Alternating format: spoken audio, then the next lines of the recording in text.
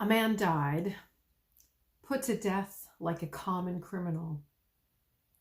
But apparently he had the last word.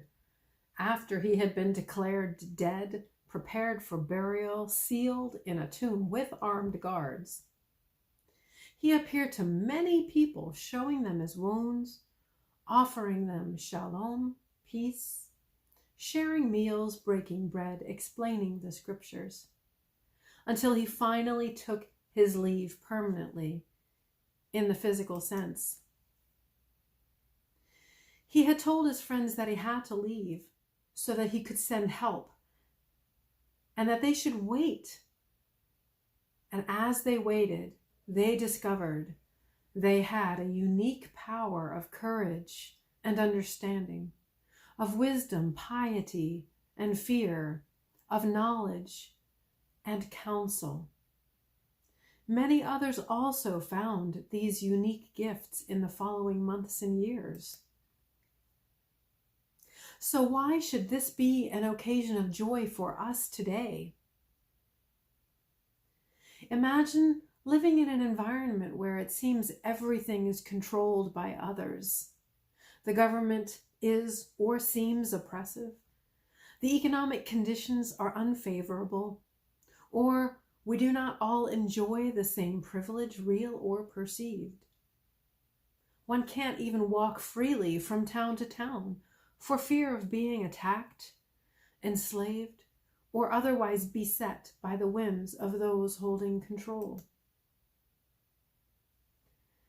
Imagine this environment where you feel there is no true freedom and that your life has been determined by external factors over which you have no control. Imagine being a slave to someone or something, to a job or a person, a slave to a standard of living or an economic downfall. Imagine your life is written for you. Now, imagine a man walking around preaching freedom, freedom from slavery, freedom from government, freedom from expectation, from fear, particularly our own personal fears. Wouldn't that catch your attention? Imagine further that this man talks about a time and a place where there will be no more pain, no more tears, no more suffering. The utopia of which we all dream.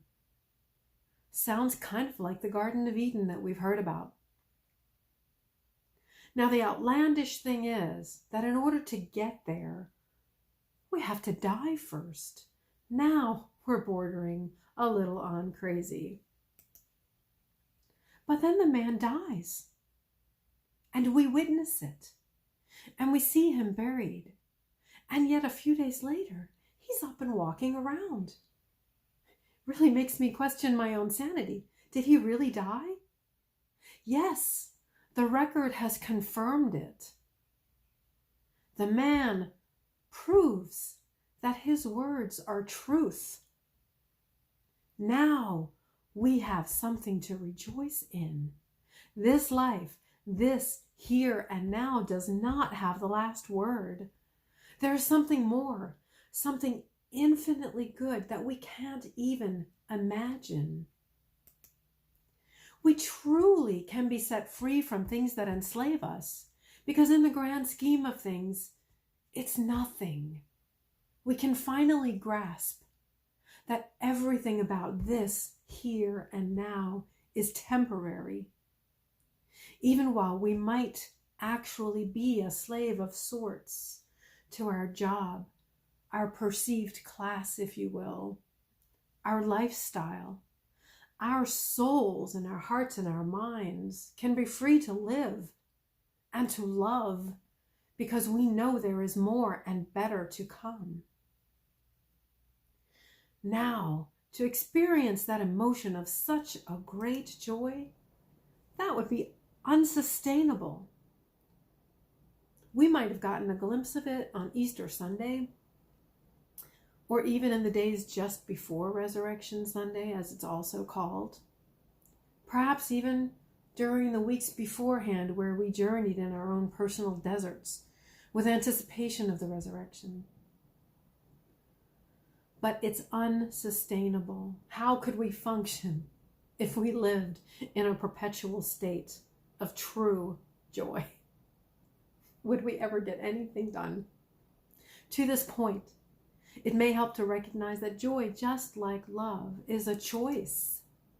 Joy is a truth. It's there. It's available for us to claim for ourselves, even if it's not accompanied with a feeling.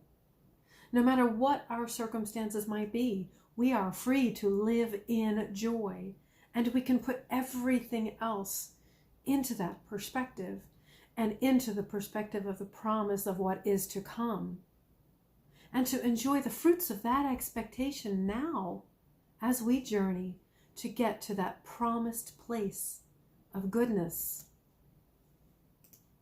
Claim it for yourself today and enjoy this season of joy that lasts about 8 weeks and can last a whole lifetime if you let it.